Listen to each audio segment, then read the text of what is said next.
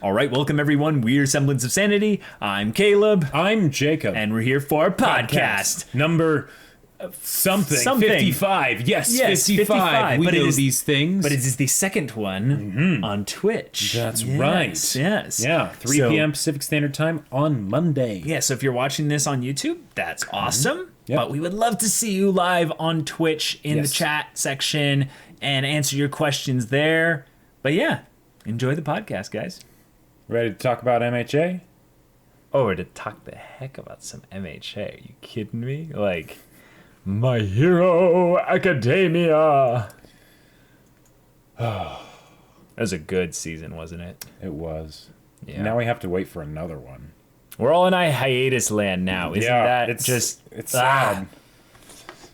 It's our life right now. Yeah. But yeah. But now we can suffer alongside you guys from beginning to end. I mean, probably a majority of these people, like, you know, read the manga. You know, That's they're way a decent ahead of us and possibility. stuff. Yeah. But yeah, who do we got in here? We got Peps 2, Varley, the Zypher, Seraphina Does. Oh, actually, Seraphina Does is a good choice. podcast for you to Tune be into. on. Yeah. Mm-hmm. Because particular reasons. Mm-hmm. Chewed. Good to see you. Vrakos, Ethan. We got our mods in here. It's awesome. All right. So our first question, are you only going to talk about MHA or will you answer some questions about your other shows? We'll answer general questions. Yeah, that's what the podcast is still for. But if you have general questions about other related things, we'll save that for the end of the podcast. Right. It's the usual format, but you guys have the special advantage in that if you want to ask questions in the podcast, you now have to be here live on Twitch. Exactly. So right. There's that. It's pretty cool. Pretty cool. And you guys are here. And yes, and you are here. Yeah, we'll be talking in general regarding MHA's third season and going at it from a linear perspective all the way through. Yep. But yeah, this is going to be a meaty podcast. It is indeed. Yeah. Yeah. Because a lot of stuff happened in season 3.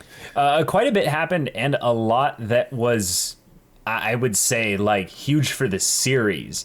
Like, It wasn't just big, because season 2 was big. Season 2 had a lot of things that were big, but a lot of the things in there weren't, like, as monumental for the series. They were fantastic moments, and they were things that made the series stand out even more. Yep. But for the plot, it wasn't that big. Yeah, exactly. Meme Hunter's best faction. Oh, all right. Of course, one of you would say that. Greetings from Germany. It's 12 p.m. and I have an English exam about short stories tomorrow. Oh, good luck with that. Dad's yas. Hey, Mia. I love seeing familiar names from the Discord because the Discord names they translate pretty well sometimes through here. Hello from Belgium, just past midnight right now.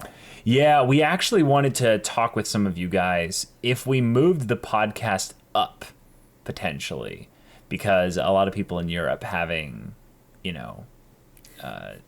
tricky time getting to watch this live. What would you guys think about that?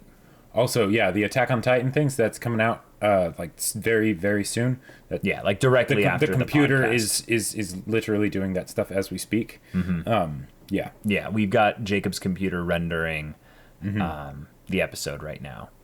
Yeah, the issue with that was that I was out of the house yesterday, so wasn't able to. You had a crazy frisbee tournament. I had a frisbee tournament, and it was 5 games. Yeah, 5 games long. So I played for basically like 3.5 hours, maybe 3 hours and 45 minutes, and I lost every single game except the last one. Oh, really? That was pretty crazy, but yeah.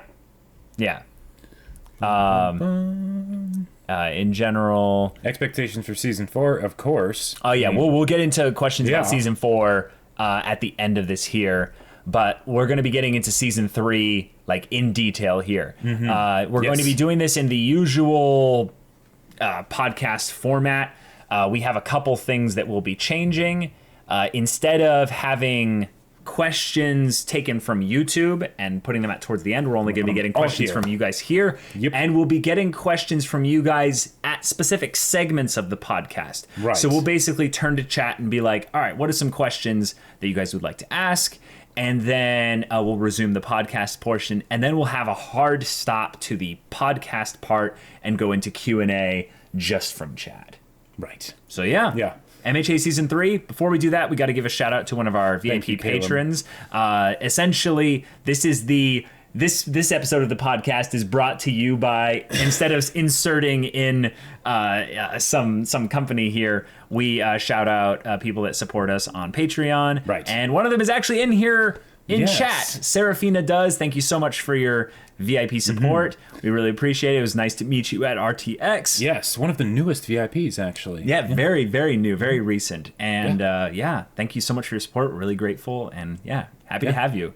So, MHA Season 3. It started off with a recap episode. It started out with a wonderful recap episode. Okay, yes, let's shout it out. So, this wasn't like Ember Island Players level recap. No. It wasn't quite there, but this was fantastic. It was wonderful. We got Ida Manservice. We got bait and switch Mineta. The bait and switch Mineta of episode 1 of season 3 was probably the best part of that episode for me, other than the really funny nod about how Class 1B, there's just too much, there's just too many characters. We don't have time to reference all of their names and quirks and stuff.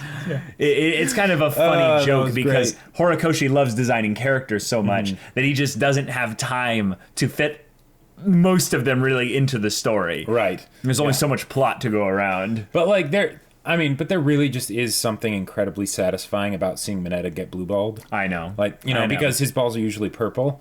So yeah.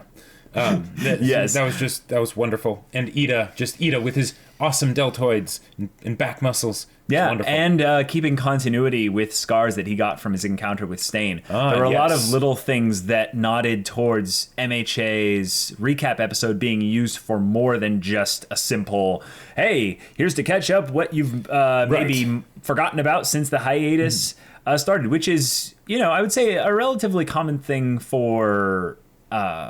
I would say shows of this caliber that have gone for, a decent amount of time so far, which, now that you think about it, guys, we're approaching Fullmetal Alchemist Brotherhood length with what we've gotten with MHA so far. I think it's up to 62 episodes now. Let me, all things considered. And of course that's including filler and recap, but yeah, there have been 63 episodes of MHA so far. That's pretty awesome. Now, that's pretty ridiculous. This does count, though, episodes that involve recap, or like season 2, episode 1, right? Or the Froppy episode, or the filler episode. Yeah, with All Might and Deku. The episode about love and. Wait, that was the filler episode from this season. Oh, okay. Yeah, I know. It was so forgettable. See, here's the thing: you say things like that, and that is actually something that I very much want to see. I would love to get an MHA Valentine's Day episode. It could be one of the most brilliant, amazing, hilarious things ever, and the most cringy thing, the most cringy, but in the best way. And that's why I need to see it.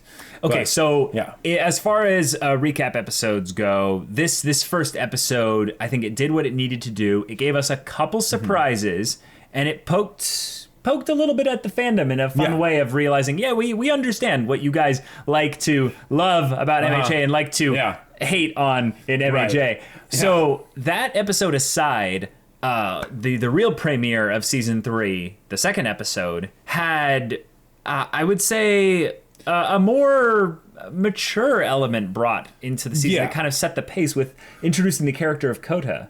Right, because I feel like with season 3, there was the recap episode, and that was basically all just to get you on board because everything else is going to be moving really quick. And they kind of have like a 3-act structure to the season. That's true. Like, and the first act, Kota and the training arc and all that stuff, like that was wonderful because it basically at the very start of it is recapping that this is what MHA is all about. What does it mean to be a hero? And it's not just about being the superhero and saving people. It's about saving people's hearts. Right.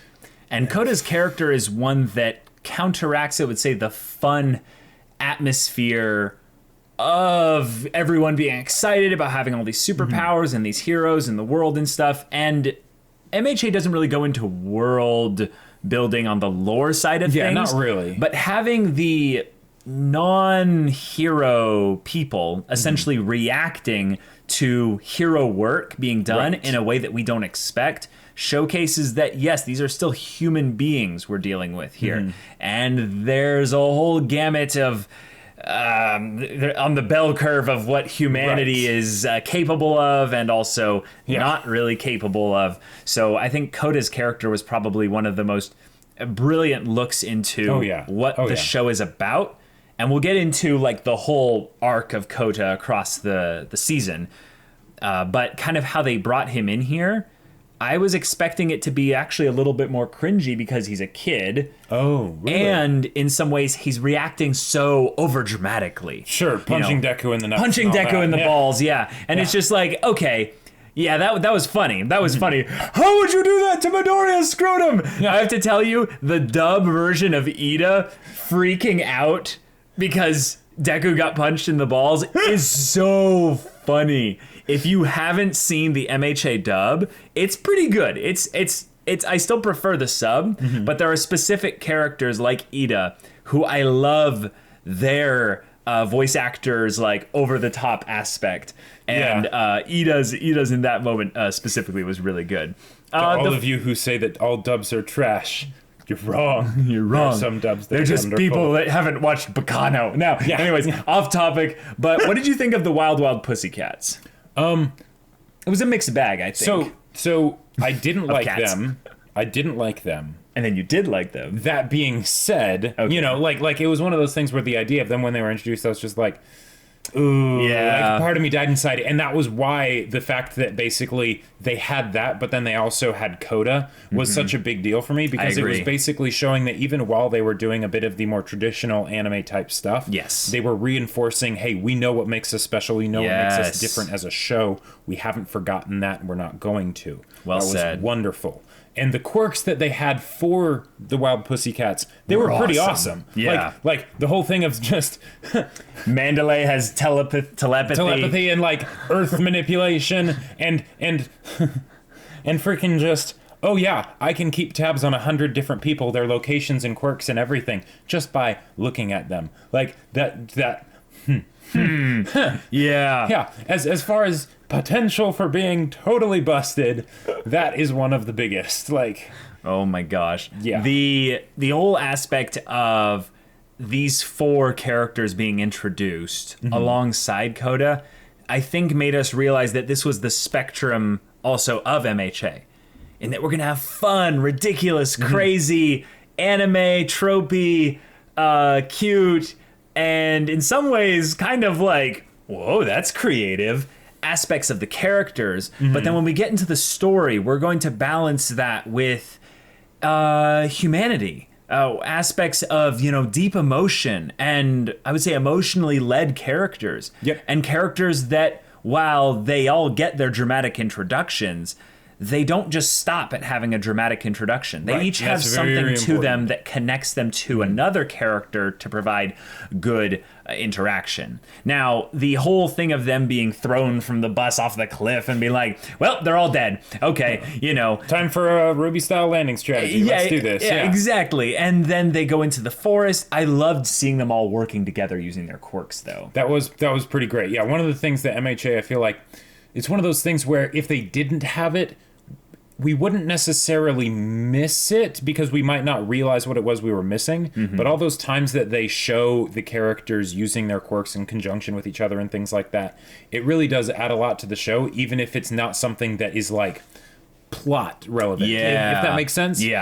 Because it makes the world feel more real. It makes us more excited about the idea of these quirks and wish way more. Oh man, I wonder like what my quirk would be, and I wish I had one, and I could go to UA and all that stuff. You know, be a hero too. Oh man, like one of the fun things about superhero stories in general is the superpowers, and we, in our childlike imaginations, we always want to go, what would happen if Suyu grabbed a rock, but then Uraraka made it weightless And then Suya was able to throw it with her tongue, and then she released it at just the right moment so it regained its mass, and then, you know, that kind of thing. Meanwhile, I'm just trying to think of all the ways that Invisible Girl's quirk could be copied or, you know, or moved around to just cause utter mayhem. Or if Rop's in here. Is Rop in here? I think he is. I think I saw him earlier, but it's like, what if Aizawa erased Invisible Girl's quirk? See, yeah. It would meme must never die. Yeah.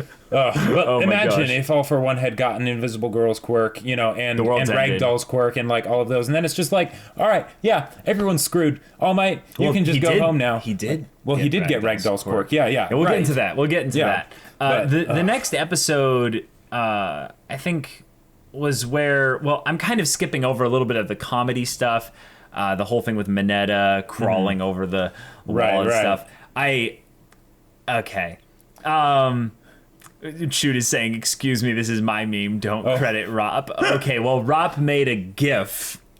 Credit him for the GIF. Saying this meme existed before the anime was even being made. I believe it. Yeah. No. I meant to say that there's a meme on the Discord because of a GIF that Rop made that's amazing. And it's basically when Deku realizes that he has legs, and he's like, what if? Yeah, I have legs. Yeah. But the whole comedy bit with Mineta I felt was really forced. I did get a little bit of a like, wait, whoa, okay, we're just like just going there and stuff. Well, right, because like, okay, MHA, one of the cool things about it was how little fan service it actually had. Now, it still had it occasionally with like Mountain Lady or just any time Mineta was on screen, right? You know, or things like Momo needing to, you know, create something so she quickly like turns around and opens up her shirt, right? Right. But it was one of those things that always made me feel like I could show this show to just about anybody, you know, because it doesn't have a lot of the stuff that, you know, a lot of the weirdness that anime usually has. So it was a bit unfortunate seeing that in season 3, but the fact that they were still able to double down on everything that makes it good, it's like, how mad can you really be? Oh, totally. We get a little bit into Koda's backstory. We find out that his parents were killed by a villain. Now, this is something that MHA has danced around the topic of, is showing death happening. Or even having death happen. Yeah. And I think it's something where the show is basically saying, yeah, we get that we're a fun and wholesome show. We're going to go into dark areas. But the fact that the season starts off with this, I think tonally tells us that season 3 is going to be a bit darker of the season. At the very least, what's coming soon is going to be a bit darker. Which is funny because it still wasn't that dark. It was just all the bad stuff happening. Right. But it was still, you know, good MHA fun, heroes fighting the bad guys and all that jazz. Yeah. And then, the villains attack. Right. And so the kids are all like learning how to use their quirks more effectively, and there's really cool foreshadowing done in this with Tokoyami, you know, with characters. Oh, yeah, Tokoyami. Like a whole bunch of them with their quirk basically being utilized to, you know, grow and evolve and, you know, increase output and all of these things. And I liked that this is all happening as a thing that we had been set up previously. We knew that they were coming here to train, but they're so woefully unprepared. Oh, yeah. I loved how badly the heroes lost in this whole encounter. And even in that they took down a couple of them. The music. Oh, the music, yes. The music was so good. So specifically with regards to how the villains attacked, we have this whole thing building up towards a non-conclusion with Kota. There's no visible way that they can resolve this whole instance there. They're building up a little bit that that there's going to be someone that's going to be there to help him, but the way in which they set up everything to just be, this is the perfectly wrong time for the heroes to get attacked. Yeah. We do not want villains here. Right. The bad guys actually did their due diligence. Yes. You know? They ambushed them properly. They attacked en masse. They used confusion. They used the lack of information being able to travel across, you know, different spaces to their advantage. They did quirk combos. They did quirk combos. They even attacked when everyone was split up. Yep. You know, split up in the dark, right? You know. Yeah, like they were on a there. Test of courage. Right. They were there waiting. One of the things I noticed that they did was these villains, we could tell that at least some of them were going to be treated as real characters. This is something that Kurogiri is not really like going to represent ever, or a Nomu. Like both of them are characters, maybe, but but like the way they were brought into the story, they were brought in basically to fulfill a role. These ones are as well, but you could tell that they each came in with their very weird backgrounds, stories, quirks, right? And it's just like, okay, at least some of them are going to have longevity. And this is something that I feel like MHA hadn't really given us a lot of faith in with regards to how Stain was handled, because Stain's longevity was felt by his influence and not his actual character. Whereas because these characters came in and were so competent with how they handled things, at least for the most part, we're gonna laugh at one of them specifically in a second, but we're like, okay, I want to see this group of villains actually doing stuff. Yeah. Because this was really Dobby's time to shine, because we hadn't really seen much of him up till now, and he just seemed like an edgelord wannabe. Like, I was not expecting much from him, quite frankly.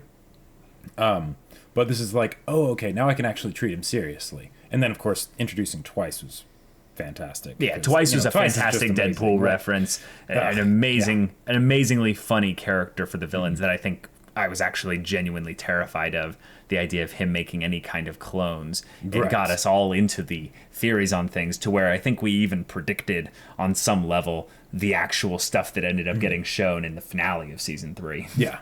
But, okay. What ends up happening within this whole chaos situation is probably one of our favorite moments in MHA. It's in episode 4 with Kota and Deku. When, what's up? Oh, just testing something out real quick. Got an idea. Keep going. Okay. When Kota and Deku end up having their moment with Muscular, what you really see here on the surface is a classic shonen protect the weak from the protect those from the weak that are protect them from the strong and stuff. Yeah. Oh, you think you might have done it? Well, no. So the thing for testing the audio, switch tabs real quick. Oh yeah, guys, I have Attack on Titan. That one is. Guys, don't worry. Attack on Titan's coming. Yep. Talking about MHA. But yeah, like the whole Deku versus Muscular fight was absolutely wonderful. Like, it was so simple, but it was just so good. Right. So on the surface, it was a cool fight. Yes. But the really big thing that was happening was that this was another microcosm for the entire story. It is not about what it means to be a hero by just fighting villains, or being strong enough to fight villains, or even sacrificing yourself in order to save someone from villains, or from something or whatever. It's about doing what you can right here, right now, regardless of whatever the consequences are. So when Deku has his moment of realizing that he might die, like he might actually die, and he's apologizing to All Might, he's apologizing to his mother, and to Kota. Yeah. What ends up happening there is we end up realizing that Deku doesn't really think about how like logical the situation is, or whether or not this is the best thing to do versus it being the right thing to do. Yeah.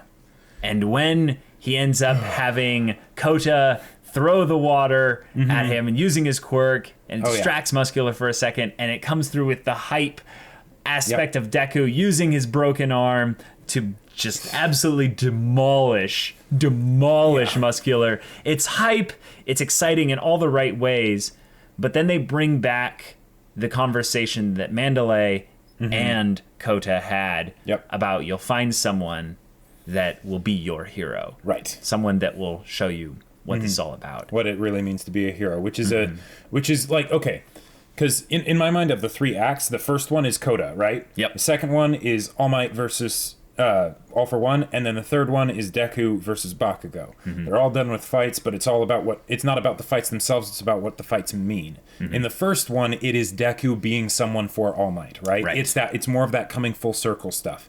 And it's super important to have at the beginning because one, it again refreshes the whole theme. Deku being All Might for someone. Right, exactly. Yeah. And that's so important because then after this, even though we don't necessarily realize it right away, we're going to be going into the All Might versus All for One situation where it's about All Might leaving, All Might going away, right? And now the fact that Deku is able to be All Might for someone, that's more important now than ever because he's going to need to do that not just for, Koda, right? This one boy, but he's going to need to do that for as many people as possible. And that's a very, very big task ahead of him. Yeah. So once the attack is over, we had all the cool quirks, we had all the encounters, we had even Class 1B showcasing their skills and stuff. Yep. I loved that little encounter with them going into the poison gas cloud. Yeah. Oh yeah, that was awesome. And showcasing their bravery, really. Like in a lot of ways, this is the first time MHA brought up guns and just the ruthless kind of cold terror that just comes when you hear that sound and you're just like, oh, here we go. Because it's easy to just say like, oh, someone uses their quirk, but fire doesn't burn and punches don't, turn your body to jelly and things like that. People don't die when they get killed. Right, exactly. But, a gun, it's like, well, you can't exactly just have someone get shot, and unless they have something like Tetsu. And, then you can basically get around it. But that's a great way to instill fear in a kid's show. Yeah, and just reminding us that people can die. Right. When the fight's over, the villains won.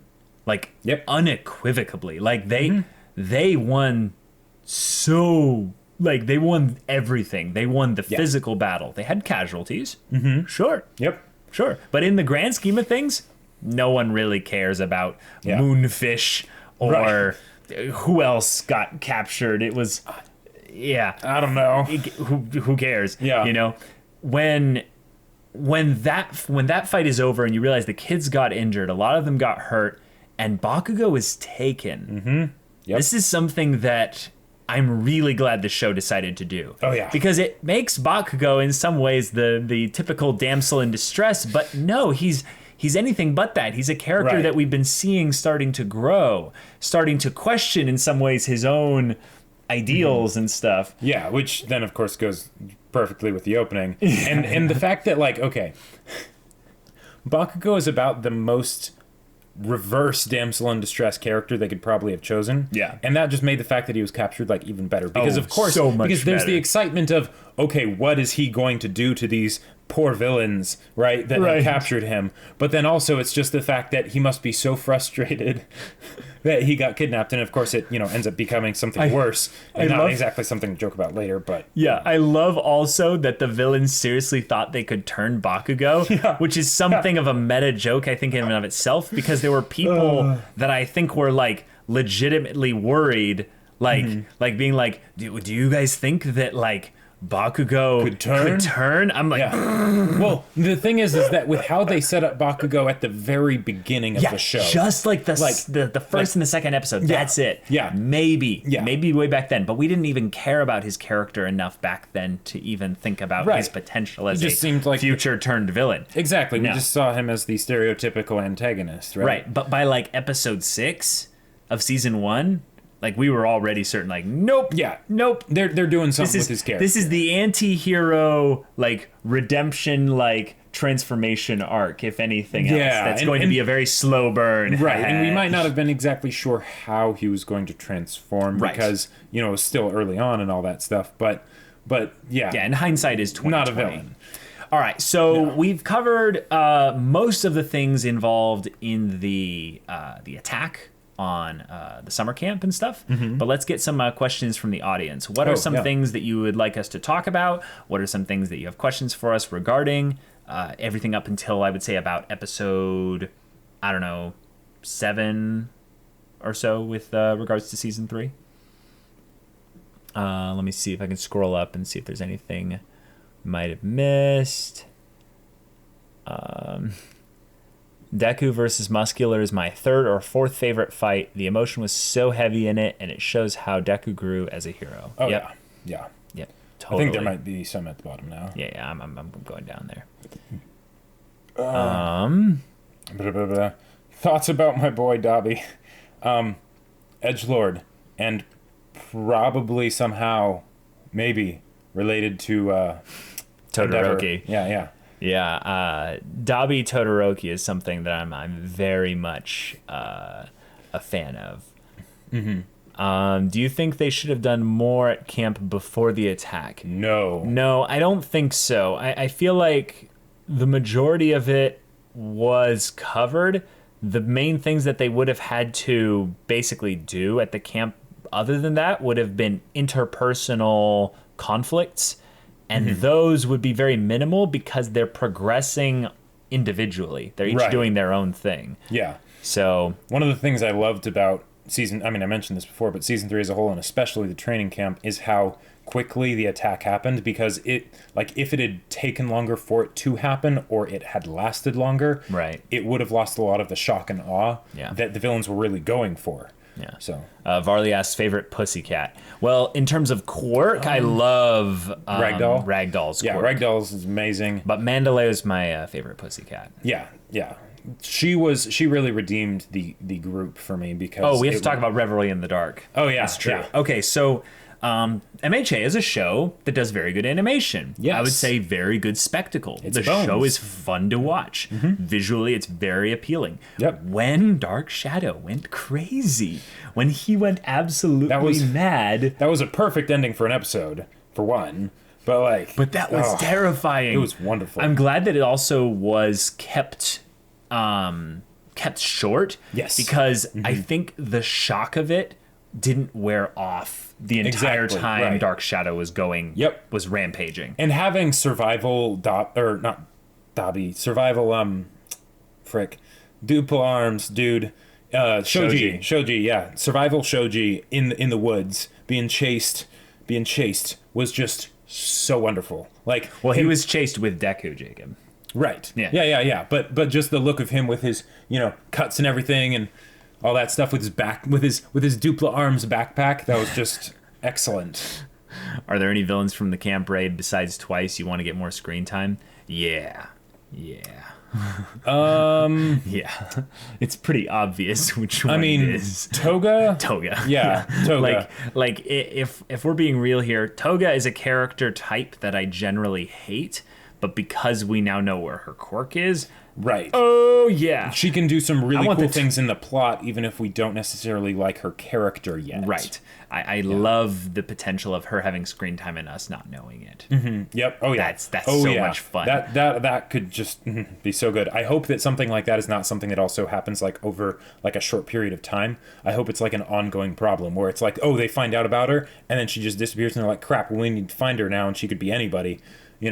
Do you think when watching this, someone could have been killed during the villain attack? Yeah. I think people should have been killed during the villain attack. I think people should have been killed, but we don't kill kids in MHA. Right. If we counted at the moment. Right. If we counted all the times that characters should have died in this show, well, yeah. Whatever. How did you feel about the escalation of stakes at the beginning of season 3? Very good. That's probably the thing they needed to do. Otherwise, the whole All Might, All for One conflict would have felt a bit too sudden, and not as earned. Now, this is something I actually want to go into. So we're gonna kind of cut for questions at the moment. Let's go into that break period where Deku is seriously hurt. Yep. He has both of his arms nearly irreparable. They gave him an ultimatum. If you sustain 2 or 3 more injuries of this nature, you will no longer be able to use your arms ever. You will be done. Yeah. And it's at this moment Deku, might have needed to start realizing he has legs. But it takes him a while because he's in trauma. The blood's running to his head. He's scared. He's freaking out about Bakugo. He's feeling a little bit of shame, actually, because he feels like he should have been able to save Bakugo. Actually, before we get into this, I have to roast the magician villain. As far as villains that have a cool quirk and just great idea, It's like I cringed so hard at his Scooby-Doo villain. stupidity of his Scooby-Doo villain aspect. Yep. Like, but he could have literally just taken out everybody. Well, no, don't think about what he could have done. He could have just he could have just done his job. Right, if he hadn't gotten in his own way, basically. Yeah, he started expositing about what he was going to do. Right. He could have just left with Tokiyami and Bakugo. And that would have been one of the coolest That would have been one of the most terrifying twists. They're gone. They're gone.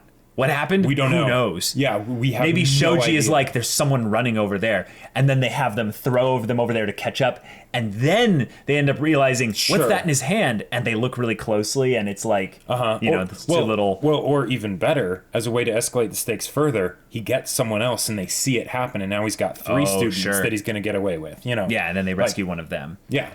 But, yeah, love the way that the stakes and the whole feeling of tension was escalated for this conflict, and things hinting at going political, because rightfully so, the regular citizens are now freaked out about UA's viability as even being a safe place, or even being a class for sending kids. Which is kind of funny, because, like, on the one hand, it's like you can totally understand, right? Because they're parents and stuff. But then on the other hand, there's the perpetual sort of Harry Potter Hogwarts question of, okay, you're not okay with this, but all the other things that have been happening, the fact that... It's, Jacob, it's all presentation. They don't hear about those things. Yep. News doesn't make a big deal about it, and hey, it's all fine. The fact that they, beat the crap out of each other regularly, it's all good. Yep. It's all good. Yep. Yeah. That's what recovery girl's for. Right, because it doesn't matter, if they actually get injured or the pain or, any of that, as long as they're just patched up quickly, Yeah. There's that little bit of societal outrage, cognitive dissonance, stuff going on there, which is pretty cool. But Mr. Compress, I think Compress made me cringe, but I loved his quirk. Yeah, I loved quirk's his fantastic. Quirk. Yeah. Okay, so the whole moral decision of whether or not they're obligated to try and save Bakugo versus breaking the rules to not save Bakugo. Now, do you note the difference between the way they handled it this time versus the way it was done with the Woof police officer in season 2? Now, remember, in some ways, I remember you didn't like the way it was handled in season 2's bit with the I still don't. Police officer. Yeah. Because he was coming at this from an illogical standpoint in order to kind of scare the kids, to press a point. Yeah. And then he ended up recanting a bit of that to say that's what I would say if, we were in public and, I needed to, do the right thing here. But you guys did a good thing because you succeeded. The funny thing is that when we're in this instance and they're like, we need to go after Bakugo and save him, in some ways we're kind of like Ida. We're like, no. There's a big difference between doing something because it's in the moment and it's like you have to do this or something bad will happen. Or premeditating and saying we are going to go put ourselves in danger when the pros are already, on the case to handle it. Right. In fact, we know that they are because they came to Momo to get the copy of the transmitter. Right. And Momo doing the transmitter thing, that was That's just good use of your cast. Right, like a lot of times there's points when you're watching a superhero story and it becomes insanely hard to write because you end up having to make your characters make stupid decisions because their quirks could solve the plot instantly. Why didn't Peter Petrelli phase through the safe door? It's things like that, right?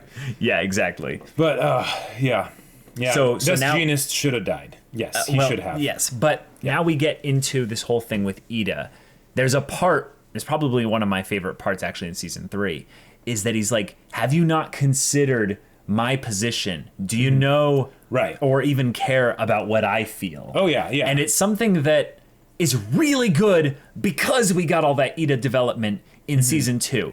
Because this situation is so familiar to that, it doesn't feel repetitive or anything for him to bring up this conflict again. He's like, no, because we went through that, I now have a better perspective on this. I'm now able to be the voice of caution for you guys here, whereas I couldn't before because I was, like Spock, emotionally compromised. Exactly. And then, of course, Sue's awesome line of, isn't that kind of what villains do? You know, doing what they, you know, breaking the rules just because that's what they want to do.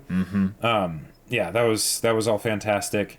Yeah. And then of course, you know, Ida goes with them, and it's like, of course you are, Ida, you know. Right. And I like that Momo also was one that was saying, I'm not for this.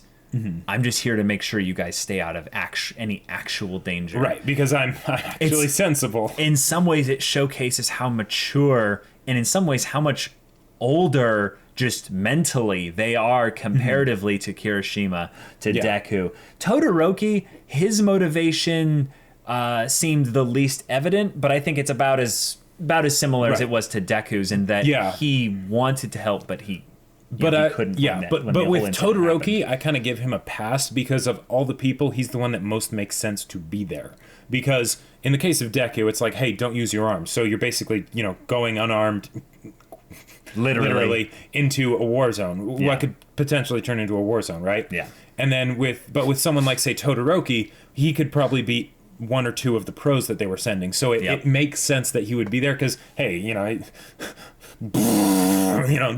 but then destroy pretty much anything. But then you look at their group composition and you're like, literally no one here is a stealth specialist. Right. Literally all the people that they would have wanted to have had with them are not there. Yeah. So you know that they can't really do anything. Right. You know that this is being done just to make them feel better. And the fact that they go anyway, I think showcases how much they have to learn. Yep. Because on one level, you know that they're not going to basically just let everything go to the adults.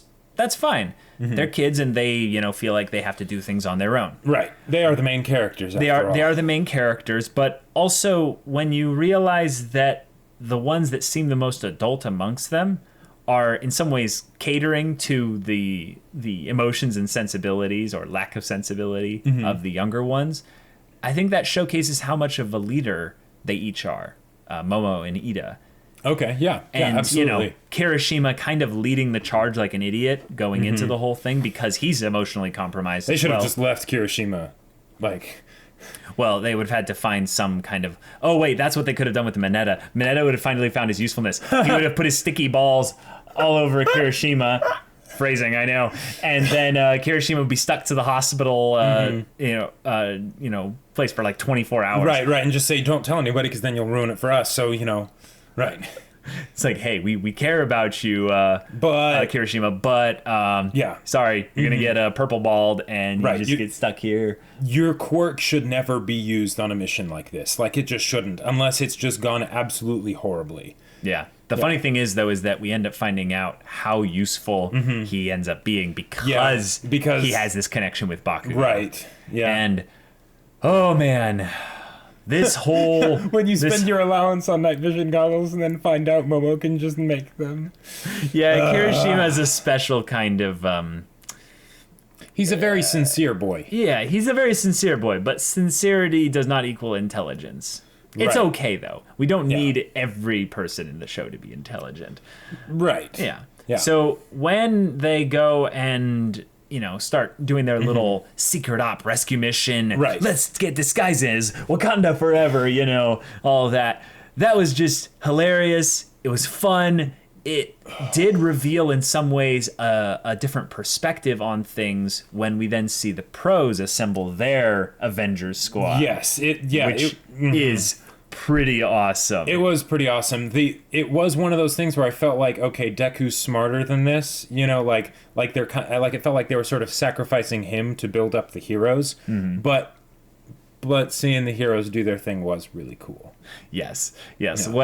When you see new heroes showing up for the first time, like Gang Orca, you're like, right. Wait. And, okay, I forget the name of number 5. It was like Crimson Blade or something. Oh, Edge Shot. Edge Shot, that's right. The edgiest name to ever edge for a super edgy quirk. But it was so awesome to see him use it. But design-wise and all of the, the strengths and skills brought up of these pro heroes and stuff, even Kamui Woods and Mount Lady, you realize, oh, they're taking this really seriously. But also, wait a minute, why have we not mentioned something like this happening ever since the whole incident at USJ, which is when we did see a lot of heroes assemble. But strangely enough, only 2 of them really used their quirk against the villains. Right. We had Ectoplasm and then McCree High Noon. Sorry, so that would be 3 because President Mike used his quirk. Yeah.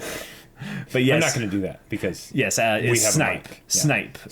That's right. Snipe. He went and the guy with took out all 4 limbs of Shigaraki, which was pretty impressive. That's just another thing about how I can never get my sniper, because even when you have a hero who is literally named Snipe, he still uses a pistol.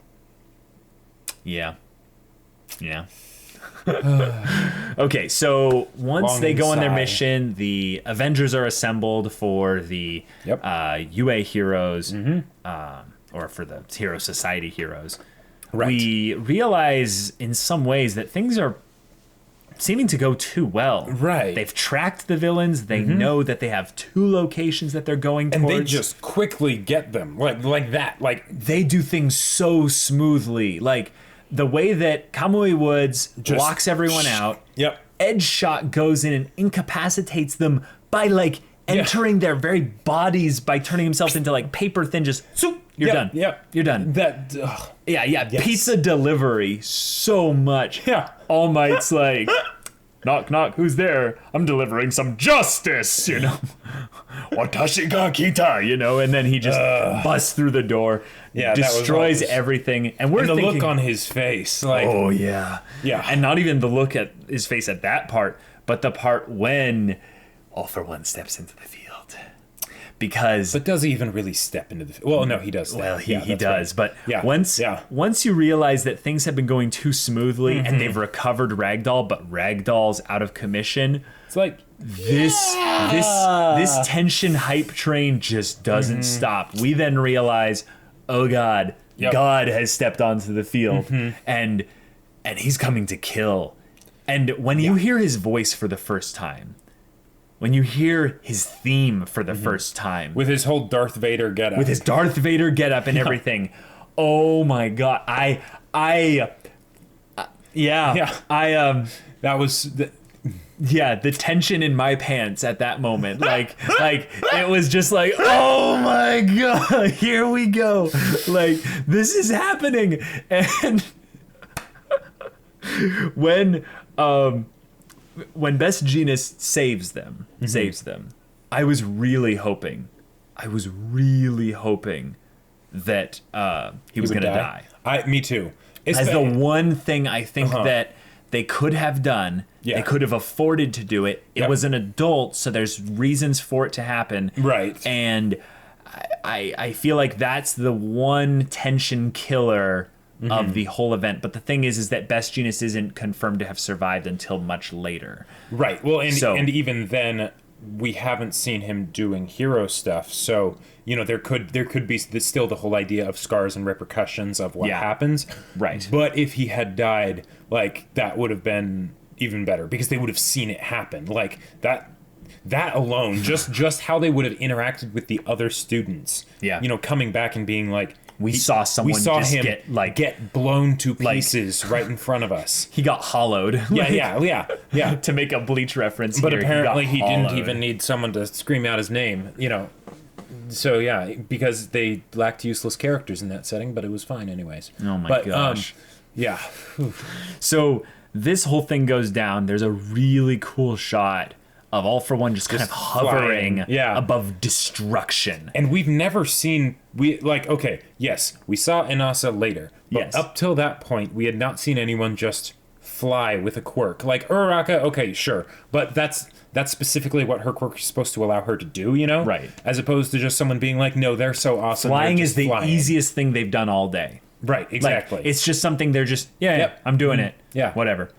And the music going along with that, the piano keys, the showcasing the fear in the little rescue stealth crew's mind by having them imagine themselves all bloodied and dead, strewn across the rubble as they're just transfixed still, and they're not even sure whether or not he knows they're there. Well, and the thing is, them staying there was the best thing they possibly could have done. Because, All Might comes later and all that stuff, but the entire time, the tension of knowing this guy has Ragdoll's quirk.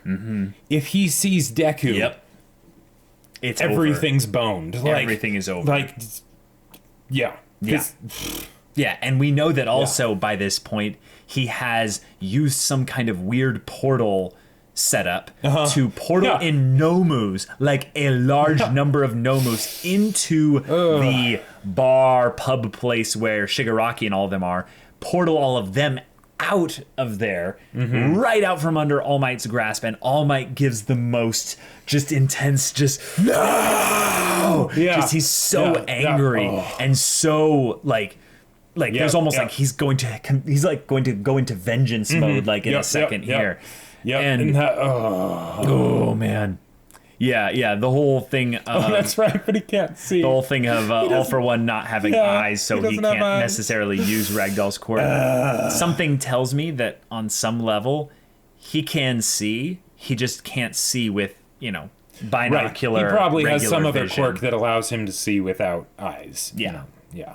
I would not put it past him to have some kind of other form of vision. The fact that when the fight happened, he's like, okay, I'll use 6 of these type of quirk and 7 of these type of quirk. Like, if anything, All For One needs a quirk like Ragdoll's or some kind of other thing for just keeping track of his own quirk. Own quirks. One of the 100 is just him. He's like, okay, so flip through the database. Like, I still would have loved to see a filler episode, an OVA or whatever, even just an end credits scene or something with All For One just being like, all right, boom, puts down the book, and he's like, all right, let's see, what do I have in the catalog here? Oh, yeah, that's a good one. Yeah. Yep. Oh, and I just got this one. All right, let's go to alphabetical spot. Cool. Okay. It's something where when you're playing the RPG and you're at the super high levels to the point where you're being inefficient with your abilities because you're so overpowered, you just don't care. You're just like, I'm going to kill everyone with this AoE. Right. And then I'm going to use this super high single target damage ability. Vomit stuff at them until things stop moving. Oh, wait, I forgot to turn on my passives. Whatever. But turn on the passives. Turn on my active passive buffs. Those kinds of games where you have to reset them and stuff. Yeah. But specifically with the fight that ends up coming from this, it's something that I can't say I didn't see coming, but I never saw it coming so soon. Right. This is something that I knew it had to happen, but... Right, but I think this was actually something that scared me, was it felt like everything was approaching such a final conclusion with things that MHA was going into this just too quickly. I'm this might be them jumping the shark, Right, isn't All For One supposed to be Endgame? Isn't that classically how this is? Or at least Act 2 Endgame of the whole show, Right, then I was like, is this Act 2 then, Right. Like my whole perspective on MHA imploded and just was rebuilt from the ashes of that whole encounter. So All Might as a character is one that we've always wondered about some of the smaller details of his backstory. Sure. And we know a lot about it. Yeah. We know quite a bit. But getting to meet Nana Shimura, getting to see that this is what he was like when he was quirkless. Oh yeah. Because we knew he was quirkless already. Right. But this is what made him who he was. It wasn't something that was, something that came about as a brand or an image thing that he decided to do once he was already a hero. This was something he decided before he was a hero, before he had One For All, before all of this. Right. And Nana saw that. Any of you who say that paladins can't be awesome, All Might. Yes. And it's something that I think is also we're reminded of is that All Might is the true I would say probably one of the truest examples of heroes in almost anything with superheroes. There are great examples of superheroes that we've all seen that do such a great job at it, like Superman. Superman is a great example of what it means to just be a hero. But there's a lot of distance between him and what makes a human a human. Exactly. And All Might is just he's basically Superman made awesome. Yes. And Yeah. when we see All Might in his weakness, in his in his struggle, yes, like putting everything out there because it's what's important. Saving just the one lady. Yeah, that he doesn't even know, well, not that he doesn't even know, it's just it's one person. Yeah. There's a lot of times where the heroes are put into situations where it's like, you must choose, Spider-Man, your girl, or this group of people. Okay, right. Yes, of course, the emotions in him or the biological thing, what it wants to save the girlfriend. Of course he wants to. He tries to save both. Right. But the thing is, in this, it's like, no, here's this. Your life or saving one person. Right. Because if you live... You might be able to save millions or thousands down the line. Right. It's something... What's the life of one person? I loved that as just a small little thing to bring in as a decision. Because it's making it so that the choice isn't obvious, right? You don't know what you would do. And that's the reason why All Might doing what he does is such a big deal. Because he is the hero, right? He does the things that where we say, that's ridiculous. Like... You can't be bothered to think about just one person right now. The lives of thousands are on the line. Like, he probably already has killed, who knows how many just with that crazy AoE he unleashed, right? Yeah. Guys, like people died in those buildings. Like, I'm pretty sure they didn't do some sort of backtrack thing and say like, oh, thankfully nobody was in those buildings that got demolished. And, if so, no. I would call BS. But I think that's the point, that they didn't bring it up because it's like, we don't want to talk about that. Well, right, or the devastating attack that happened, in the Camino ward or what have you. Yeah, it's pretty crazy. And everything that they did with All Might of bringing back like all the different like plot points and backstories and things like that, and the bringing up the motivations and the whole thing with Shigaraki, like all of that. Every time basically All Might was either talking to himself, or talking to All for One, it was so wonderful that even though the fight was like very simple, like it was still just a few counters, you punch punches. Me, we punch, we power up, we put everything into the one punch, Yeah, it's about the characters. It's about the characters, guys. Yep. The characters are the story. When all's said and done, All for One is just the next step in All Might's struggle. Yeah, he is a big deal. He is kind of a god in terms of power. Yeah, and he is stronger in some ways than All Might when it comes to, just being able to, do all this crazy stuff. And if Aizawa was there, would it have been way simpler? Maybe, but that's besides the point. The point is that all throughout this conflict, you see multiple points where All for One's vision has gotten so little. Like, in some ways, I liked that they kind of ruined the grand vision stereotype of the maniacal person sitting in the background, all according to Keikaku, with their godlike the power. Will be mine. But instead, you had someone who's petty, who very much just wants to spite All Might. Yep. He doesn't have, at least as far as we can tell, any kind of grand plan. Right. I'm sure he had a lot of other plans going in the background. Sure. But where are those? Who knows? It doesn't matter right now. All Might kind of already tore down his, grand plans or whatever that he had all that time ago. His grand plan in some ways was Shigaraki. Right. And right here, in some ways, he already succeeded in that. So he's done that part there. But that when you realize that he hates what All Might stands for, because in some ways he feels like All Might took what he was deserving of having. And when you realize that that's how much All for One boils down what All Might represents to, it just shows how limited he is in perspective, because he can't see past the actual effect that is given to the average citizen or whatever, because he disregards that as being something of even note. He's like, I know that exists, but it doesn't mean anything. It's like, does it? No, that's everything. Does it? I think All for One needs a causality quirk, a quirk where he can see like the ripple effects of choices and actions, reaction. I thought you were going to say something totally different. Yeah. I'm not bringing up Berserk right now. No, I wasn't. No, I wasn't. Oh, gonna say okay. that. What? No, I thought you were going to say All for One needs someone to save his heart. Oh, sure. Basically believe in the big things, you know. Well, I don't think that All for One's character is even set up to be more than a threat. Yeah. That's what Shigaraki's for. Yeah, Shigaraki's endgame is the saving of the heart. That's something we've talked about a lot. Oh, yeah. But there's something very genuine, though, with All for One towards Shigaraki. And it's something that caught me off guard.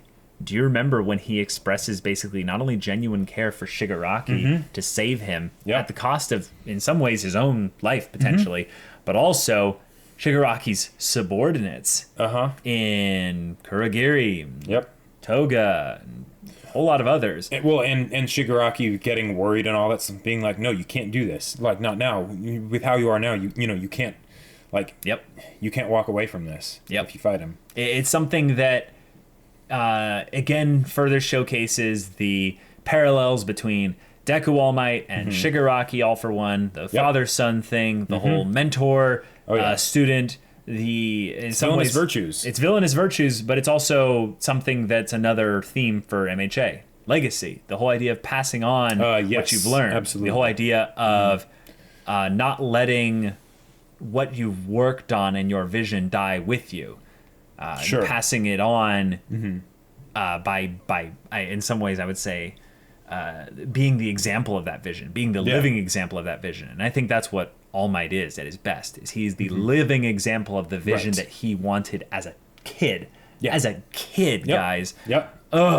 In some ways, it's really hard without all the knowledge of All Might's flaws and struggles to take just that aspect of his character seriously. Like, because he's so good. Right, and that's why the flaws and the struggles, that's why those are so important, because they give weight to everything else. Because otherwise it would be too much of a caricature. It would be too simple, right? Yeah. The fact that they put all that good stuff in there, that it's fantastic. Paladins, this is how you play them. Yeah. Now, this is probably both of our, like, one of our, at least this is on our top 5 favorite moments in MHA season 3. This fight is definitely up there. Like, this is up there, potentially the biggest one. I would say the biggest. United easily. States of Smash. Yeah. And the visuals. Well, yeah, the visuals were fantastic. I mean, the visuals for this whole area from Bakugo getting rescued to this whole fight, amazing. But the visuals go along with it. But that's not why we love it, right?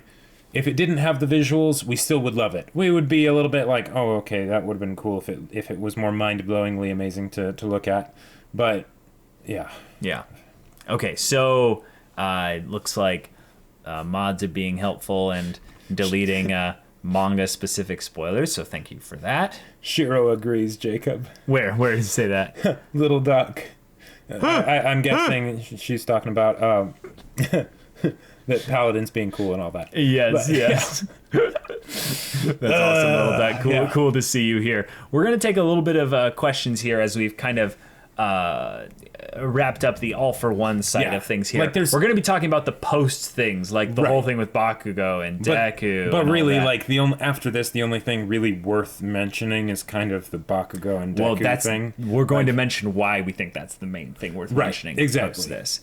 But yeah, what's some questions? Let's get some questions in here. Consider streaming 1 hour earlier. Your stream start at 11 p.m. for English viewers. We'll consider it. I'm not able to guarantee anything yet. One of the things we want to make sure we do is that we're consistent with whatever we end up doing. So Yep, exactly. Yeah. All right. Just waiting for a Haikyuu MHA crossover. Who needs sleep, though, when you can fall asleep to a good discussion? There you go. All right. Didn't Ida mention the way that the many that died when they saw a similar scene in the provisional license exam? I don't know. I believe the news said there were multiple casualties after the fight. Yeah. Yeah, probably. Yeah. But yeah, questions. Looking for some questions. A lot of people hating on dubs. You need to expand your horizons. Seriously. Yep, United States of Smash, all the budget. Yes, the budget. Yeah, it was... I mean, it's Studio Bones. What can you say? Like, and also that Sakuga on Bakugo's launching himself. That was... but like the way he flew standing up. Like, yeah. Like it was okay, amazing. we get it. You have style, Bakugo. Not always, but you know. Currently, nothing is going to replace MHA. Right. Because MHA is the only thing for our hearts. No, I'm just kidding. Yeah, but nothing show slot wise is going to replace MHA. But we will be watching season 4. You have a feeling this is going to be the longest podcast so far? Actually, no. We're not going to talk that much about the second half of season 3. Like, it's mostly over, kind of. Yeah. Yeah. No, I don't think we have seen the United States of Smash manga pages. I think we've seen some of them. I remember in the Discord some people showed like how All for One looked with like the super arm and stuff. Yeah. I think it's interesting that My Hero Academia elicits the longest discussions by Caleb and Jacob by far, even though it is admittedly a straightforward show. It is a case of the simple is good principle. Yes, it is. Absolutely. You cannot overestimate. Well, okay. You probably won't be overestimating ever the concept of simple is good. Like, simple is better, simple is amazing. Just how incredible simplicity is. Yep, because it allows you to stick with it. Mm-hmm. There are so many shows that get bogged down in just jumping all over the place because they are romanticized by the idea of complexity. Right. And there's something to be said for complimenting your readers that they can follow with what you're doing, right? Yeah. That's not, I love Bacano. Bacano. We love that show, right? Yeah. But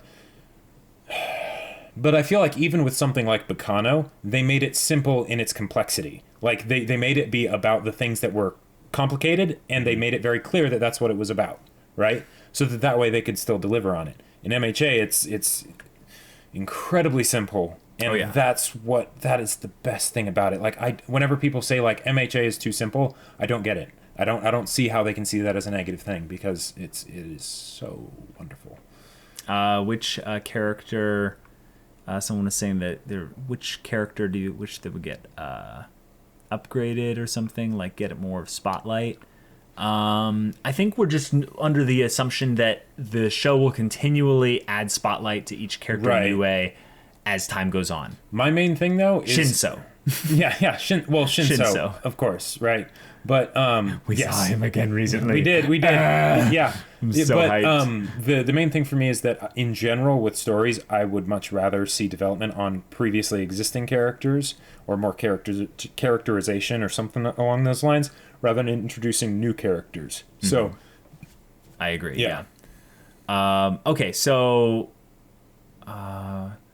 this is a good question of kind of contingency. Do either of you feel any of the characters didn't change that much as far as personal growth? Absolutely. I think so far there's a ton of characters that haven't grown like that, but the ones that they've decided to give personal growth to, I'm a fan of it because it's mainly focused on like 5 to 7 characters. Right. It's not a large group, and I think that realizing, and we need to realize, and I think the fandom needs to realize this, is that no, most of these people won't be characters. Nope. And now let's let you know what we mean when we say characters. When we mean characters, obviously getting a design and a name means they're a character, right? But the main idea is that basically, even with Ida and Uraraka, I would say, they got to be characters for a while. A while, yes. I kind of don't see them as characters right now. Well, that's really sad, but basically they'll have their moments, right? Right. But most of the time it's just on the Deku, sidelines. All Might, and I would say in some ways actually now Bakugo. Yeah, but this also might just be Bakugo's Todoroki. This might be Boku. Like, Thank you. I was going to say Bokugo. Bokugo. See, you really just want Bokuto to come into MHA. That's it. Bokuto's quirk is basically to be an owl. He can just turn his head all the way around. You know, hey. All right. Let's finish up season 3's first half. So when Bakugo notices Deku crying and he's realizing that All Might has lost his power, he's going to be telling everyone it's your turn, and Deku interprets it personally because he's realizing he is speaking to him personally as well as everyone else, and Bakugo notices this, and we're like, oh my gosh, yes, it's happening. They're going to realize it. We kind of in some ways get blue-balled from that all the way up until the end of season 3. Now here's the thing. Season 3 had to have some kind of a break in between the madness of All For One defeating All Might and also losing to All Might, and the symbol of peace being destroyed or at least taken down, and now the world's going to change. And what's going to happen? And I am so glad that they decided to have something directly after that, like the whole battle royale thing. Yeah. I'm so glad that wasn't the last bit of season 3, because here's the thing: after something like All Might versus All For One, nothing can come after that, right? And have you actually be as hype about that, have it not feel like a bit of a disappointment. Because like, did you see what just happened? You know? Yep. So the fact that they were intentional about that, and there was some other stuff before they got to the battle royale, but the fact that they did that, I'm like, okay, yeah, cool. It's not my favorite arc of MHA, Right. Yeah, totally. Might be my least favorite, but yeah, but probably my least favorite too. And they got it out of the way so that way when they went into the whole Deku versus Bakugo thing, we're like, okay, awesome, cool, let's see it happen. Right. Someone's saying, I think you didn't start the podcast like you always do for YouTube, just so you know. Yeah. Thank you for letting us know that. We'll record a quick little blip with the power of editing. We'll put it at the beginning. You guys will never know the difference. Sure. Jacob's like, I'm the one doing the editing. I don't know about that. We'll figure it out. Yeah. No big deal. Editing is crazy. What do you think of Endeavor and the rest coming in to save All Might? I loved wonderful. Endeavor's line to All Might. He's like, "What's with that back? Like, what's that? What's with that pitiful back? Yeah, That was fantastic. Yep. Coming from a competitor. Exactly. These are all will you watch questions. Okay, so the battle royale. People are saying the Fortnite arc. Yeah. I found things to enjoy from it. And Asa's character, I love him. Yeah. I love that character. In one aspect, I love the idea of having an airbender in the group. Sure. Not in the group, by the way. I mean, just to clarify. Just show up. Yeah, just show up and basically be like, yeah, I exist. I'm overpowered. And I'm passionate. I'm like, all right, cool. Dramatic character introductions. Yep. Awesome. And also, it was because of the Fortnite arc that we got to see Shinso again. Because, that was... Or was it? Well, no. It was the whole thing of dealing with old school, right? Which is the the reason why the Fortnite arc, as you guys are calling it, was really important was because it allowed us to showcase the passage of time, which is a pretty weak reason in the beginning. But the other reason is that a lovely little character named Himiko Toga was allowed to do some shenanigans, which really in some ways saved the arc for me. The way it could have been done better in my mind is if they did it in such a way so that it being Toga didn't just make it so it was saved. Because if it hadn't been Toga, it would have really sucked, right? That like all the time when she was basically on screen because there was no reason for it to happen. So they were kind of working at a deficit and then just sort of in my mind working themselves back up to breaking even. Yep. So, I feel like it could have been done better. Like if it was something where it actually showed Toga, like okay, this is maybe a bit too crazy, but if it showed a bit from Toga's perspective as she's like going around and like infiltrating things, that would have been really cool because then you would basically be like, you would know something, right? And we already kind of knew it was Toga, right? It wasn't that hard to figure out. It wasn't that hard to figure out, no. And but then there would have been that disconnect between what we know and what the characters know. Yes. And then all those times she's around, we'd be like, oh crap, what's she doing? Oh no. But we were only left to guess, and we ended up guessing correctly that it was Toga. But we always were like worried in the back of our mind, like, is this just another fan service character? What if it's not Toga? Are they turning MHA into a harem? Like, okay, come on, Jacob. I'm just saying. No, come on, Jacob. Like, no. Hey, we can. I never about thought it now. that. I never thought that. Oh, really? I was worried about literally having them have a reason to just have a character just get naked in MHA. Like literally, that's what happened. And be all pressing herself up against Deku. The fact that it's the main character. Yeah, that is nothing to do with making the show a harem. No, I know, but it's something that comes to mind, even if you don't actually think it's going to happen. The fact that the fear arises is not something that can be ignored. Yeah. But yeah, totally. And then they did the whole thing with the big three, which is great. The big three, I think, was something that I would say I was more excited really in just the one of them. I have no real excitement for the other two. It was a fun joke, the big three. Yeah. But But Mirio's character, I am kind of in love with.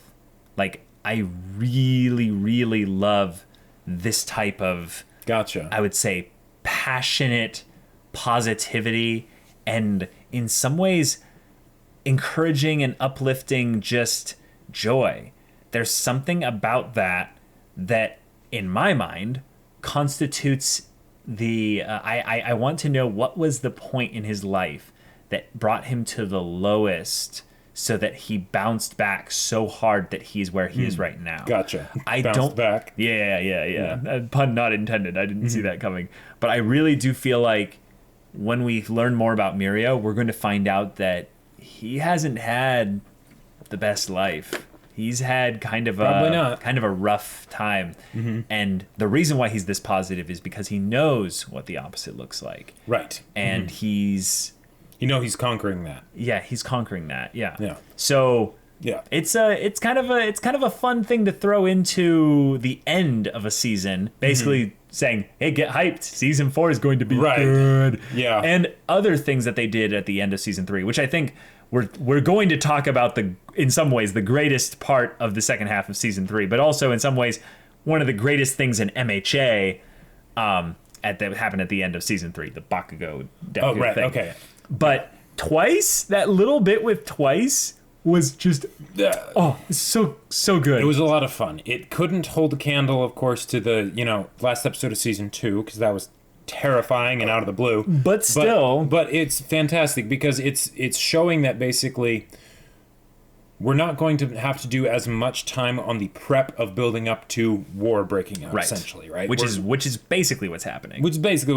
They're just people in the streets getting like essentially Full Metal Alchemists with like I was going to say Steins Gated, but or Steins Gated with like that with whatever what's his name Overhaul's quirk is, and we have gang factions and stuff. So I'm like, all right, I've been waiting for this. It's basically the evolution of if Stain had followers that he actually wanted. But like a Stain cult, basically. But the Bakugo versus Deku fight. Versus Deku fight. We could talk about this for the entire podcast, basically. That's been a long time coming, and it happened. It was wonderful. They didn't focus as much on the fight as I thought they might have. I'm so glad. Which was wonderful. Even then, they had Sakuga. Well, yeah, they had the Sakuga, but like we didn't have to go through a lot of fighting in order to get to the parts where they actually were talking about what was really meaningful and why they were fighting in the first place. And that was I was so glad about that. So happy. Because the thing is that keeps the tension of the fight high, but also the why is the most important part, right? That's what made 210 so good. That's what made 311 so good. So the fact that they basically are like, we know that's how, you make fights worthwhile. So we're going to do that. And then All Might coming in at the end. Yeah. Oh. Yeah. When Bakugo and Deku were showcased in the opening, and they were looking parallel towards All Might and towards the back of All Might in some ways. Actually, it was Bakugo specifically that was looking towards the back of All Might at that one part. And it's something where we've realized because of the Bakugo Origins episode that Bakugo looks up to All Might in the same way that Deku does. He sees them as the greatest hero, and he's his role model. But the thing is that Bakugo has always approached the how with regards to that in a completely different way. He doesn't fanboy over All Might. Nope. He looks at him, I think, in the same way someone looks at, basically a sports competitor who's basically the current best. Yeah. You look at the top of the ladder rankings or whatever, and you see this guy up there, and you're like, I am going to do things like him and even better.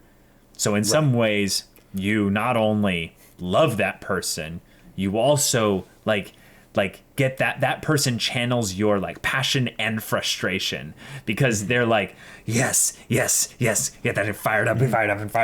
Train until your idols become your rivals. Yep. Well said. And seeing Bakugo come into that mindset with kind of letting out his frustration on Deku.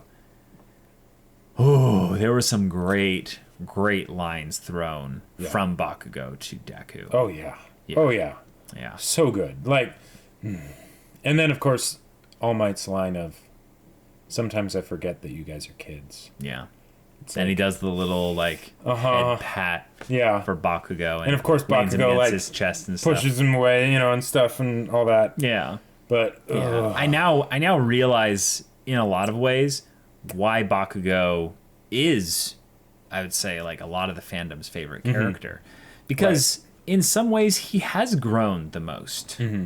Yeah, Deku has grown a lot. Deku has grown a lot. You could argue that Bakugo has grown more. Or at least certainly more recently. More recently, yes. Yeah. Yes. Yeah. Like, we look at where Bakugo was in the beginning of season 1, and he was really unlikable. Oh, yeah. Like, I don't care what your opinion is. Like, Bakugo season 1, episode 1 was telling Deku to kill himself. Yeah. I don't care if it was, you know, hyperbole or this is what kids do. And, you know, sure. No, I don't like, care. we hadn't even gotten the Baka, you know, walk away after, you know, you didn't save me at all. I was fine. Right. You know? Right. Stop. Yeah, and that was cute and also kind of funny and cringy. Yeah, it was cringy, and then you sort of catch on and it's like, oh, okay. Oh, gotcha. And then, you know, in episode 6, we're like, oh, whoa. Right. Or I think it was episode 7. I'm not sure. But anyways, after the 2v2s. Right. And then, you know, Bakugo and his origins, the whole thing with the tournament arc. Yeah. Oh. And now here we are, and Bakugo and Deku are proper rivals. You know what's kind of funny is that usually rivals build up in lesser shows to this kind of a fight. And it's just all about the fight of them yelling past each other. Who's got the biggest power level? Who's got the biggest... Yeah, exactly. But in this was setting them up so that now they can be actual rivals. Well, and even then, I would almost say this is... I would kind of say that this is them basically throwing away the idea of rivals, kind of. Yeah, well, they've evolved to a proper kind of rivalry. Right. Yeah, exactly. Because they're still going in the same direction, and now it's just getting competitive of who's going to go faster and farther. Exactly. Yeah. And it's something that they're not focused on antagonizing each other in order to achieve that goal. It's just we're going after our goal, and when we bump into each other, things will get a little bit tense, maybe a little bit awkward, but it's not going to be a thing of like, Deku, you just shut up and die already because I can't stand to see you. It's more of like, oh, okay, we're both being, you know, essentially the people that will cheer each other on as we look at All Might, who even in his weakened state is still their inspiration. This is something that I'm glad they didn't have as a focus point. Basically be like, you know, because Bakugo has the moment of being like, well, why was I the one? Why was I the one that basically made All Might the way he was? And that just broke my heart. So emotional. But having it be a thing of Bakugo being worried that All Might was unseated and now he has no one to go after, which is not the case. Right. It's not the case at all. Because All Might isn't just his power level. He isn't just his unrivaled strength. It's what he represents. And that's something that I think that Bakugo, even if he doesn't fully get that even now, he is going to get that at some point. Yeah. It's an inevitability of his character. And it's fantastic to see. Because you know, we look back at other shows with fantastic character arcs, and MHA is definitely a more stretched out show with regards to its character arcs. The only time I think it was extremely inefficient with character arcs was the Todoroki bit in season 2, where it condensed some huge character mini. Inefficient? No, I said did I say inefficient? I think so. I meant to say it's extremely efficient with generally speaking across the show. MHA is inefficient with how they do the character arcs because they have to put it at specific highlight moments across the seasons, and that's fine. That makes sense. But in that moment where it did it with Todoroki, we realized how much they could condense. Yeah. And in some ways, Bakugo is the marriage of both of those because his arc has been stretched across the whole time. We just didn't know it was going on. But then now in this one episode, it was they so packed much. in so much good stuff. Yep.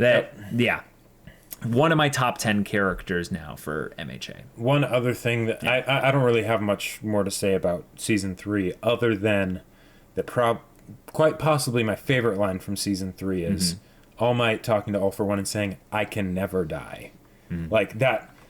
Oh, that was so good. That was so good. Like, any specific kind of highlight moments of season 3 you'd like us to discuss? Yeah. I'd love to hear that there. And some people hate on Bakugo because he was mean that one time. No, yeah, that's warranted. I'd say that at that moment, Bakugo was extremely unlikable. Well, and the thing is that that's just the one time that we saw. It doesn't, and with Like a show. Well, no. But like they very much established that Bakugo was basically just an asshole. Like the entire time growing up as a kid. Yeah, totally. Yeah. Yeah, Bakugo had very satisfying growth. I agree. Bum, bum. Yeah, imagine saying years of targeted bullying is being mean that one time. Yeah. You could say that their rivalry was overhauled. Nice. That's funny. Yeah, I agree, Vrakos. Bakugo is not going to be Endeavor. He's going to be the Endeavor antithesis. Yep. Yep. Yeah. I agree. Right. Oh, we're going to talk about Miro versus 1A for sure. But mostly just lightly kind of touch upon it. I mean, it was fun to see. I still think, if Todoroki had been there, it would have kind of defeated the whole purpose. Like I think Todoroki would have changed things quite a bit. I 100% disagree with you. Okay. Yeah. Okay. Yeah. All I'm saying is if there was a bunch of fire going everywhere, he wouldn't exactly be able to come up and be okay. Yeah, from underground. Just whoop.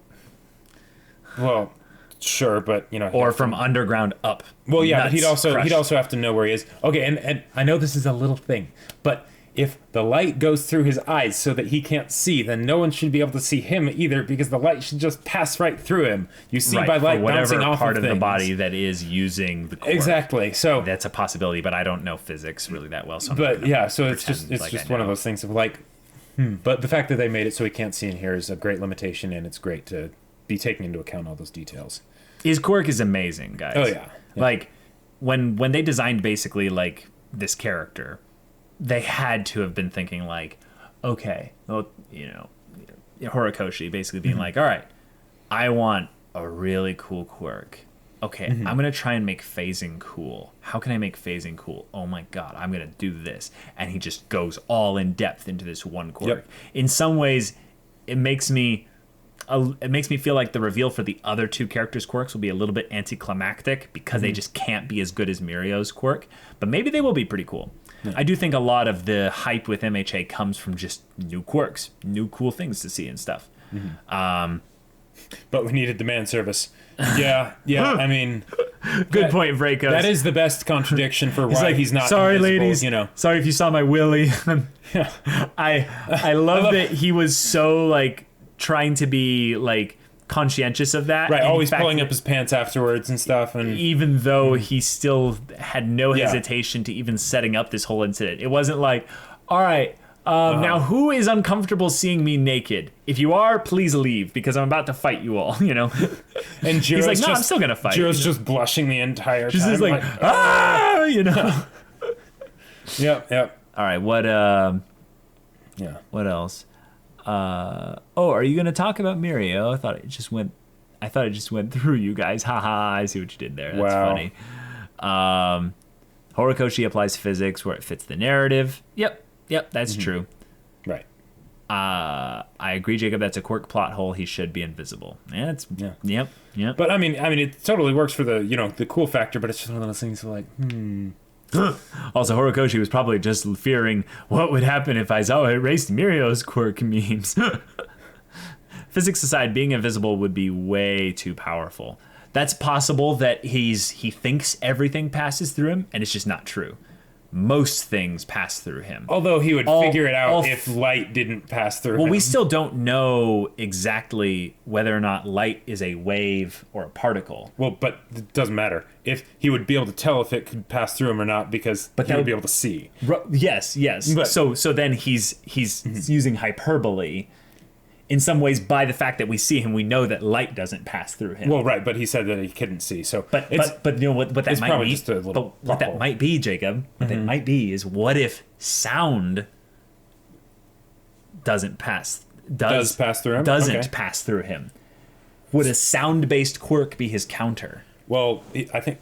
Okay, I'm pretty sure he also said that he couldn't hear, but okay. So his senses are like he specifically said, just everything passes through me. I can't breathe. I can't hear. I can't see. You're right. Which makes sense because that's why it would take so much to actually master Mirio, something like do you that. mean intangible Tintin? I love that he looks like Tintin. I love so much that he looks like Tintin. I'm a huge Tintin fan. Tintin as a comic thing isn't like the greatest or whatever, but it was a fun nostalgic thing. Yeah, it is definitely aged, but it was fun to read when I was a kid. Jacob is right. If nothing touches Mirio when his quirk is activated, including light, as stated when he can't see, then no one should be able to see him when his quirk activates. Yeah. Okay. It's pretty cool that you able to catch that. Have they talked about Endeavor being number one hero? Okay, so Endeavor being a number one hero, I feel like is going to be a season 4 thing. Right now, we just see that he's not happy. Right. He doesn't like the way this is. His workouts are getting all messed up. What that means for season 4, we'll probably have to save that for when we do a more of a season 4 theories related thing. All Might kind of going through a character arc by him realizing he needs to be a better teacher. Another thing is that All Might's hanging around UA. I think that All Might is going through a little bit of a crisis of identity, and we talked about this in discussion. You brought up some really good points as well, that he's potentially going a little bit of a crisis, realizing, wait, what am I supposed to be if not just a teacher then? I need to be everything to these kids then. And the fact that we see him with the cute little book, being a teacher for dummies and stuff. And also just being around UA when the whole Bakugo and Deku thing goes down. That means he was wandering around there at night, probably being like, what do I do? Well, and also I don't know how to be a hero and be quirkless in some ways, Well, and this is one of the other things that just rips my heart up every time I think about it. What's that? All Might going to Deku's mom when she's not wanting Deku to be at UA because it's dangerous. She wants her boy to be okay, right? Yeah. And then he just gets down, literally prostrates himself on the floor and says, I'll do everything I can to teach that was this boy such a sweet scene. And for a shonen, a show that's primarily focused on the kids, to see the adults being like reasonable, being just big important characters in the episode. Especially the parents. Because like in anime in general, or just any kind of like young adult story where the main characters are kids or teenagers or whatever. Like parents aren't usually even there. Parents, or characters, usually are taken out in the back of the shed and shot, or they're in some form of dysfunction, right? So that it's all forced onto the main character, and that's fine as a narrative idea, because the whole idea of needing to do that on your own, that would be a really big deal, right? But the fact that it's like, okay, we're actually getting wholesome like parental interaction here, it was awesome. Yeah. They're saying, light is a wave, but it has the properties of both waves and particles, so we call it a photon. Yeah, it's the whole particle-wave duality thing. Yeah, light is science. Light is crazy. Does Mirio ignore magnetic and gravitational forces? Nothing ignores magnetism. Yeah, nothing can stop magnetism and gravity. We know for a fact that gravity affects him. Gravity affects him because he falls through As far as magnetism, who knows? Because magnetism is also, like, there's this... If magnets are the reason why he's repelled out so quickly. But if magnetism affects him, then technically electricity would also, I would think, be able to affect him. Because, electromagnetism. Possibly. So, I guess you could call the second half of MHA Season 3 the All Might Midlife Crisis arc. Yeah, kind of. And I really want, like, okay, if there was... All right. One of my favorite episodes that is, like, most people say is like a boring episode of anime is in the Haruhi series, the Someday in the Rain episode. And I absolutely love that episode, where basically the whole time you're just showing a character and having them just going about their daily life, but not really showing much, right? And you use that as a way to show what's going on the inside. Yeah. I would love, love, love an episode that's like that for All Might. Yeah. Where it's just him going around doing what he's doing. Everyone else is doing their things, right? And he's just... walking the halls of UA. Yeah. He goes home, he fries up some eggs. I don't know, he eats by himself, and an All Might slice of life filler episode that's actually like, canon. That would be heartbreaking. Like, yeah. Yeah. Yeah. Alexa, play Despacito. This is too sad. This is so sad. All Might buys a heater. Yeah. Yeah. The most important person in Japan bowing to have your kid go to his school. Bible thump. Yeah. That was great. Yeah, season 3, as far as a season goes, as far as like just an addition to MHA, I think really hit the head on the nail of what the show is about at multiple points. The Fortnite arc, as it was called, you could tell probably could have been shortened. It could have been given the abridged kind of I would say in some ways actually the tournament arc kind of emphasis, in that they could have taken what typical shonen have as tournament arc and did the MHA version where they condense it down to, essentially like 8 episodes or 6 episodes, but instead of this being like 7 episodes or so, condense it into 4 episodes. Well, and they still gave great focus on certain, like side characters, like the whole thing with Monsieur Nevelezer. Yes. That was fantastic, right? I loved that. That was good stuff. That was a scene. That was one bit in the larger narrative. And I feel like the main thing I think that is the issue with the Fortnite arc is that they could have had more of that. Like, they could have filled it with more of that. Because they could have filled it with more character stuff. Right, exactly. But instead we had some general plot things to go through. Yeah. Do you guys think the show will get darker the longer it goes on, like Hunter x Hunter? Not really. Not Hunter x Hunter, but I do think it will get darker. Yeah, I mean, but I don't think it'll get that much darker. Like, maybe a little bit. You don't think people will die?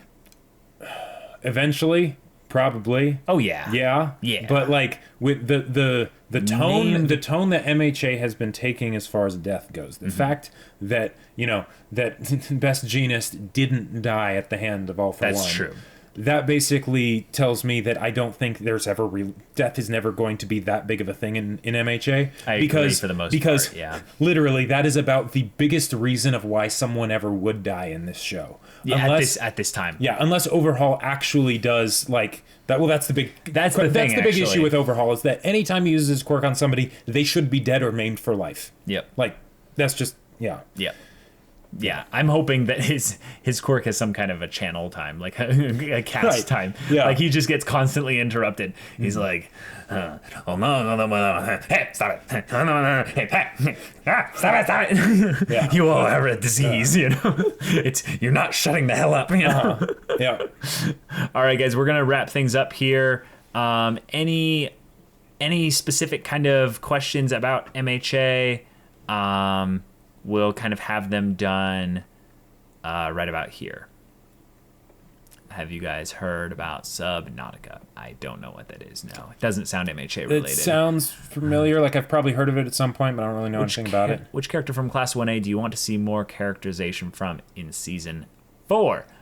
Uraraka, actually. Uraraka? The biggest issue that I had with Uraraka this season is that the number of times that she basically just said Deku-kun, like the percentage of her dialogue that was was a bit much. And even if they don't end up actually doing like a proper focus on the whole idea of a romantic subplot, in order for those moments where it is her just sort of thinking about how she likes Deku, in order for those moments to really have meaning, we really need to care about her as a character, even if they don't end up doing the whole romance thing. Yeah. So I would that's say, what I would want to see. I would say in terms of characters that have potential for some really good characterization, you're basically looking at the characters that are like pseudo upgraded, like Momo, but they still don't have a huge characterization aspect to them.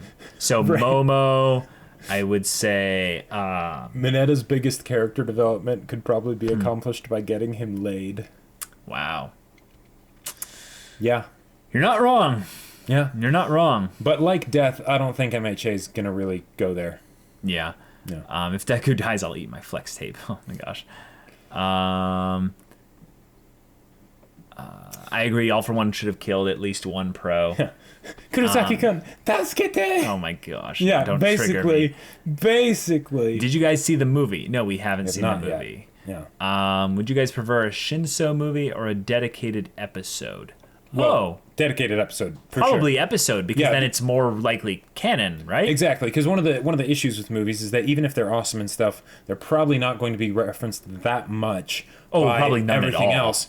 Because because even if they are considered canon, well, I mean, how far ahead is the manga right now? Like, who knows? You know, what are the odds that the Two Heroes movie, right, is actually going to be like referenced anytime soon, other than just things that they add in specifically to the anime? And there's only so much you can do with that.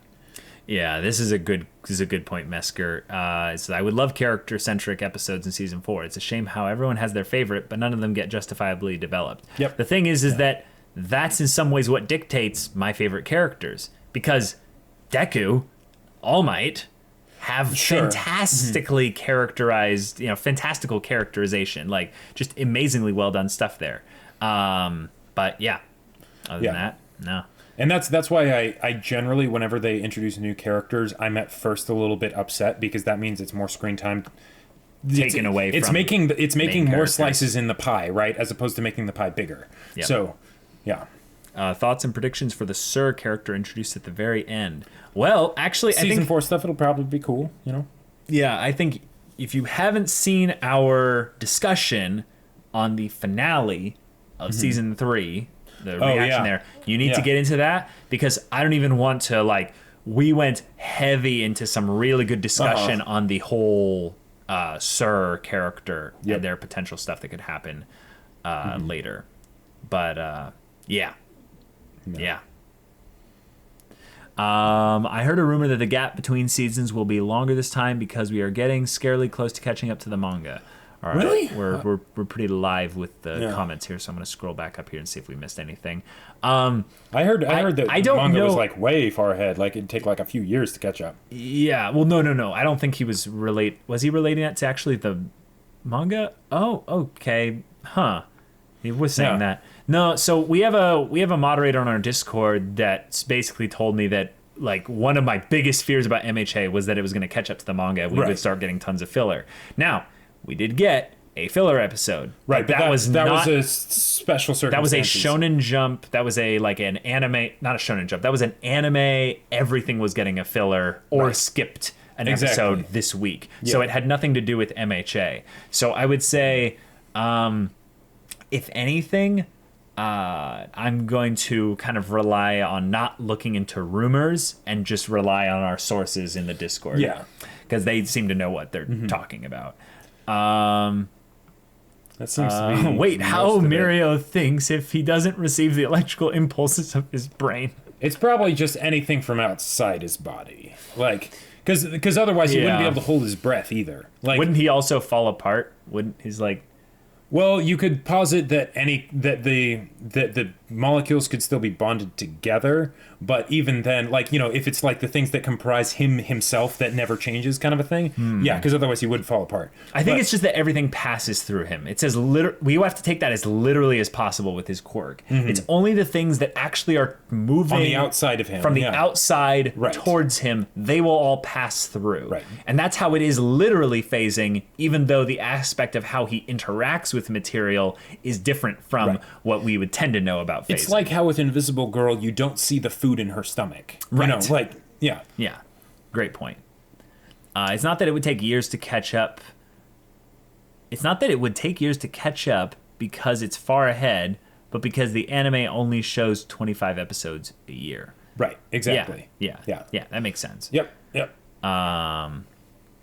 Is there a certain direction you hope Deku's development will go towards? More of the stuff we've gotten, doubling down on it. Yeah, I think Deku's direction is one that we're the most confident on because we can see where it's going, and it's just greater intensity, more frequency, and him taking, I would say, a more bold and also more humble approach with everything. There's a lot of times where he doesn't get proud, I'd say, or even close to arrogant and stuff.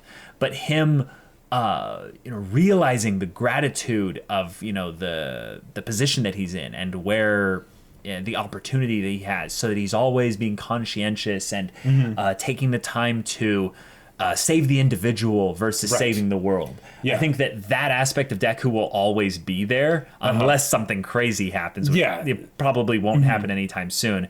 But as long as they keep building that, Deku's development, his direction, love it. More. The only thing I would say is that I would actually want there to be some romantic subplot between him and Uraraka, or, you know, just in general, that idea and having it go somewhere, because yes, I get that MHA is not a romance show. Totally. But in order to actually have something like that happen in a story and have it be worthwhile, you need to have some real solid grounding on your characters in a lot of ways that doesn't necessarily get developed if you don't have something like that. That's how they think about other people and how they interact with other people and things like that. Because Deku could potentially end up getting so obsessed with the whole I need to be All Might and all that stuff. Right. And, you know, and rescuing the individuals and everything, that he doesn't really connect with his classmates other than we are all progressing in this together. Totally. So. Totally. Good point. But I know that's not really going to happen, and I've made my peace with that. Yes. All right, guys. This was really fun to do with you guys. MHA Season 3 was probably just a little bit better than Season 2, I would say, like, for the overall. Its highs were so high. Yeah. I feel like the only reason I would say that Season 3 wouldn't be as good as Season 2 was just because Season 2 came first, and it blew my mind in some insane ways. The tournament arc. And 210, 210 basically was so unexpected. I was so not thinking that it was going to be that amazing, right? Yeah. That it basically shifted my entire perspective of how I looked at MHA, so that by the time that Season 3 came around, there were the things that surprised me, but not anywhere near to the extent as Season 2 did. So it was more of just, yes, this is the amazing show that I know it is. Exactly. Kind of so no, we didn't forget the intro. There's a thing where we can turn off the stream, but we can still be recording. So, well, yeah. Things that if you're behind the scenes. Yes. In regards to the things side of all that here. But thank you, mods, for being awesome, and re-record everything. Another 2-hour stream. But yes, 200 IQ SOS bros, because there's two of us. We're each only 100 IQ, so it's 200 IQ. But guys, thank you so much for watching along with us. Remember, we're doing these every week, so tell your friends, tell everyone else in the SOS community. Yeah, 3 p.m. Pacific Standard Time. Yep. Until we change something, which we will let you know well in advance if we ever do anything like that. 3 p.m. Pacific Standard Time. We're doing our SOS podcast live. If you want to ask questions of any kind, you need to ask them here live on Twitch. So do that. Yes, and we'll see you later. But until then, we're Semblance of Sanity. I'm Caleb. I'm Jacob. And we'll see you all next time.